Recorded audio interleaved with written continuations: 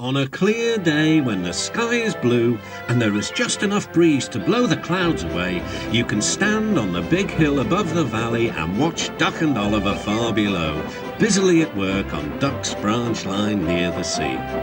The two engines are very proud of their matching coats of gleaming colour. Oliver often talks about the time that Douglas saved him from scrap.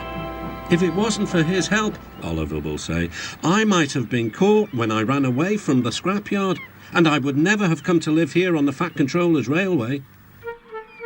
The other engines all wanted to know about Oliver's adventures. Amazing, remarked Henry. Oliver, said James, has resource. And sagacity, put in Gordon. What does that mean? Whispered Percy. I think, replied Thomas, it's about being clever and wise. He is, finished Gordon, an example to us all. I'm sorry to say that Oliver became very puffed up in the smoke box. Henry says I'm amazing. He's right. He whistled as he swooshed along the line. One day, the Fat Controller came to see him. You are doing well. Now, you must learn how to look after trucks. Every wise engine knows that you cannot trust trucks. The other engines warned Oliver, but he took no notice.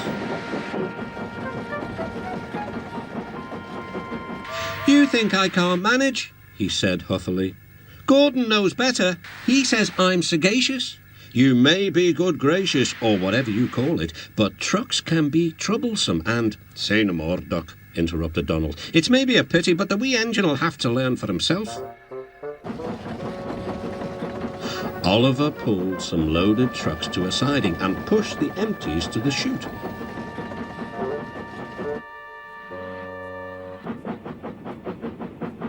Then he came back to take the loaded trucks away.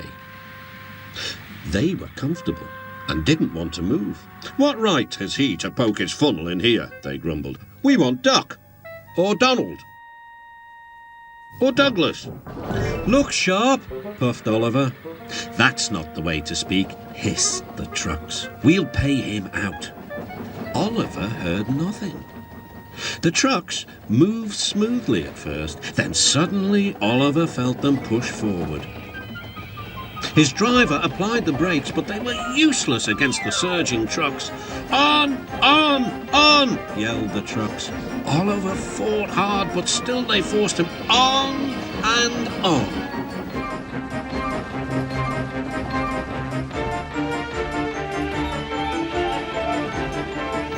At last the trucks grew tired. I'm winning, gasped Oliver. But it was too late.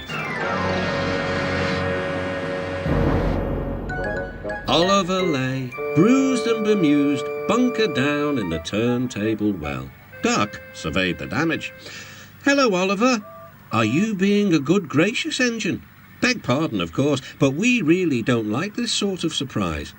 Donald and Douglas will miss their turntable until it is mended. That evening, Oliver was hauled gently to safety. I'm sorry, sir, he said to the Fat Controller. I should have listened to Duck's advice. I don't feel good gracious, whatever it is. I just feel silly. Well, Oliver, replied the Fat Controller, now you know the damage trucks can do. Yes, I do, sir, groaned Oliver. I look like a load of scrap iron. Ho, ho. Oh, I don't think so, laughed the Fat Controller. But you do need to go to the works to be mended. The other engines now felt sorry for Oliver. The branch line won't be the same without you, whistled Duck. Come back soon. A few days later, Oliver did come back. His coat gleamed brighter than ever. He was a wiser engine too, and never made a mistake about trucks again.